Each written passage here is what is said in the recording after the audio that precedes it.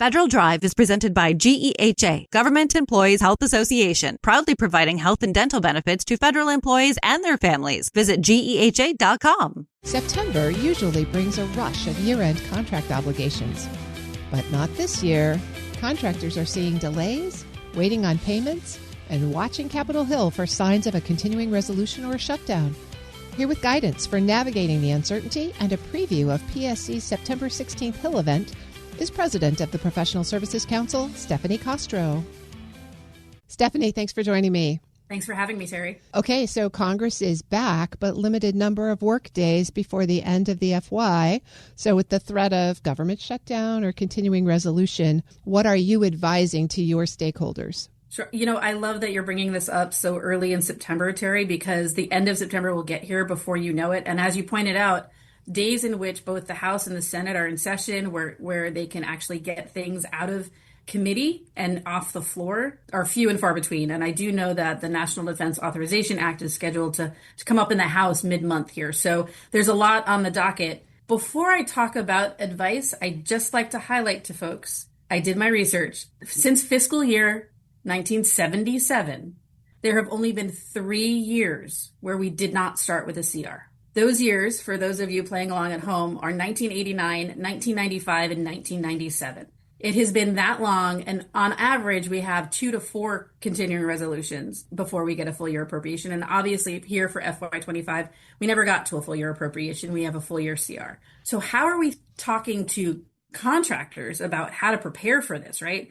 We have on our pscouncil.org website a checklist for contractors.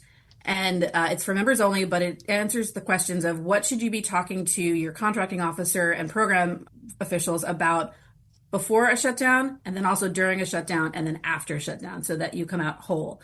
I'll give you a sample of a few things that you do before, right? You look at the OMB website or the pscouncil.org website and look at what agency guidance has been out there, and you submit all possible invoices. Do that now. Don't wait till the end of September. For work performed, submit invoices now and confirm that they've been received. That's the first big piece, Terry. That makes a lot of sense. What comes next? So for discussion with your contracting officers, you really need to figure out whether they will be deemed essential. That's where this year is a little tricky, Terry, because we don't know who's going to be deemed essential with the new leadership in the White House and elsewhere. So who will be deemed essential? Will they even be picking up their phone or answering emails during a shutdown? So figure that out before you get there. And what happens if your contracting officer isn't available? Who do you talk to then? What happens if you can't get into the building because you work on site in a federal agency? Who do you talk to? And then we have a whole list of things to talk to your internal folks and colleagues in your company about cash flow requirements. Where are your employees? How much leave do they have built up if you're going to ask them to take leave instead of working, et cetera? Thinking about a shutdown is tricky enough, but year-end close this year may be tricky as well. Normally the last couple of weeks of September are rushed to get every dollar out the door, but that may not happen this year. That likely won't happen this year, Terry. I think that's a great point that no one is talking about. The other piece is the fact that we have a lot of overdue invoice payments out there too. People have submitted invoices and agencies are delaying payments for those. And so what happens? Again, that will impact cash flow for companies, and it will impact their level of certainty and their risk profile going forward. So we're not seeing this to be a typical September. It wasn't a typical August in terms of the rush of solicitations to get things under contract or at least obligated before the year end. So it is an unusual year. And so what are you hearing from your constituents about this uncertainty? Is there any opportunity to get clarity? Again, it's all about communication, right, Terry? It's communication with your contracting officer, your program office, et cetera. We are also combing media, right, to figure out what is being said publicly. We at PSC are trying, there's a big push to have meetings with the highest level of officials at different agencies, Department of Defense, Department of Veterans Affairs, elsewhere. And I think as we move forward, communication is going to be key, because in this period of uncertainty, we're looking for any hard facts that we can find. And it's been hard so far, but I'm hoping that as September rolls through, we'll get more information like that agency guidance I mentioned earlier on the OMB website. I'm speaking with Stephanie Castro. She's the president of the Professional Services Council. Well, Stephanie, let's shift gears a little bit and talk about a different kind of guidance. The FAR rewrite continues to come out in segments. A couple of segments came out towards the end of August. From PSC's vantage point, what's the biggest news? So the biggest news is they have released so many model class deviations. If you look at the different parts of the FAR, we've had at least 24 or 25 class deviations be released for public comment.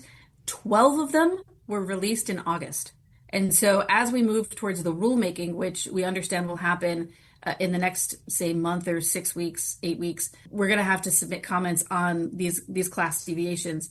They did outline this as a way forward, which was release all of the class deviations, one for every part of the FAR, talk through it, have a 30-day comment period, or at least 30 days. We're going through that right now, but I would say with the flooding of the class deviation market, so to speak, with 12 of them coming out in August alone, we are scrambling to figure out how they all work together. And so that's what we're focusing on, is the interconnectivity of all of these different pieces that are moving. Well, and as we just talked about with shutdown, you think you might have 8 weeks, but you might have 4. There is that. Exactly. Well, one of the big focuses of some of these changes, especially in August, was around commercial solutions. What impact might that have on the contract community? We're seeing a lot of push towards commercial products and services, and I think there's been a lot of airtime spent in the media on this. From a professional services standpoint, we are looking at that class deviation for Part 12 that talks about clarifying the simplified acquisition procedures and thresholds, et cetera, but also emphasizing the use of best-in-class government-wide acquisition contract vehicles. So in many cases in the past, agencies would create their own vehicle or contract mechanism to go forward and procure the good or service that they want. The proposed revision to this part of the FAR talks about using best-in-class, we call them BIC, BIC, or GWACs, which is government-wide acquisition contract vehicle. And so it's going to be interesting to see if you want to procure something, you want to go commercial first. If it's not commercially available, then what do you do? And you really do emphasize these BIC GWACs, so to speak. So contractors really could be advantaged if they're on one of those shared vehicles. That is exactly the advice that we're giving. We're looking at sort of the GSA schedules or the Federal Supply Service, et cetera, and saying if you're not on those and it makes sense, please get on them right away. But also look at these government-wide acquisition contract vehicles and best-in-class vehicles and see, does it make sense for the future of the work that you want to perform for you to get on those as quickly as possible? What do you think the biggest opportunities are given all of the FAR rewrites that have come out so far and the ones that have yet to drop? We are all very supportive of streamlining the FAR. It is an enormous set of documents. And so to figure out what the compliance requirements are, it is the lifeblood of these companies. As we move forward, I think the biggest opportunity is to have a say in what requirements make sense and which are outdated, right? Which were developed in the late 90s or just 20 years ago, and figure out, does that make sense anymore? We also see opportunity in, as they move towards these vehicles, making sure that, you're on it. That is an opportunity in and of itself. If you focused a lot on agency-specific vehicles in the past, it might take time to look at these, as we mentioned. As we kind of wrap up here in September, we talked about the uncertainty of Congress. We talked about who knows how September will roll out, whether the new year will start with a CR. But you've got an event coming up on the Hill on September 16th. What do you want to talk to members of Congress about? So we are very much interested in talking to members of Congress on both the Senate and the House side, as well as staff, about the border barrier and border security writ large.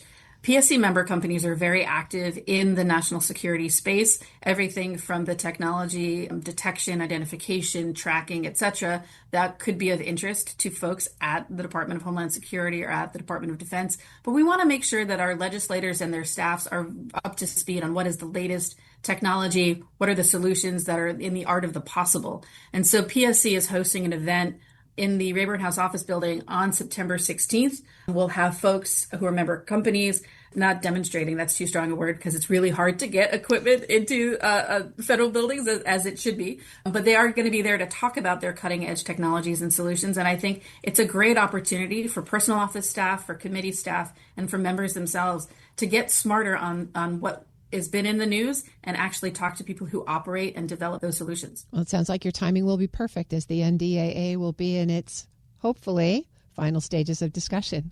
At least on the House side. We're still waiting for some clarity on the Senate side, but we're hopeful that we'll get an NDAA that helps on the streamlining acquisition piece, right? Because there's the SPEED Act and there's the Forged Act on the Senate side.